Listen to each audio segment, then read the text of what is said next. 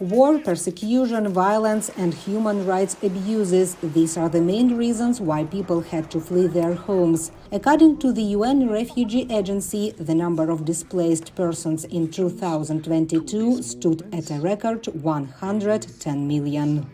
You may recall just a couple of years ago, or maybe last year, when we announced that for the first time we had gone over 100 million displaced people. Well, already 10% more have been added to this figure. The report says the war in Ukraine was the top driver of displacement in 2022. Last year, the number of people who were forced to flee Ukraine was 5.7 million. It was the fastest growing refugee crisis that we had seen since World War II. The vast majority of Ukrainian refugees are in Europe, especially in Poland. The European Union activated the Temporary Protection Directive in March 2022, which allows Ukrainians to stay and work in Europe.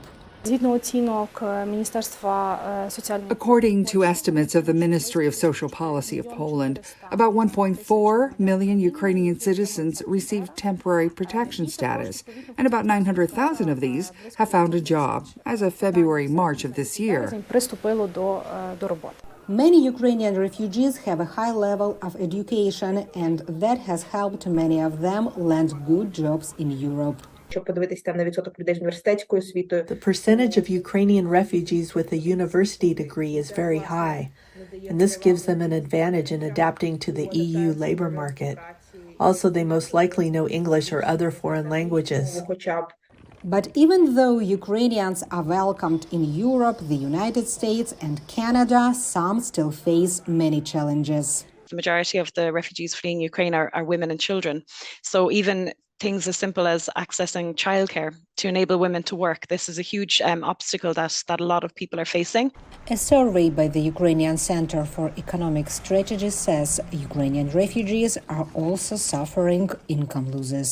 42% of Ukrainians had enough money only for food, or not enough even for food. According to the UN, more than 70% of Ukrainian refugees want to return home when the war ends.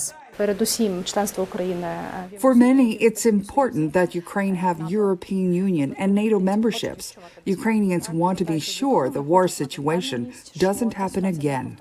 Before the Syrian war in 2011, there were about 40 million refugees and internally displaced people globally. The UN report says that since then, the number has more than doubled. Lesia Bakalets for VOA News, Warsaw.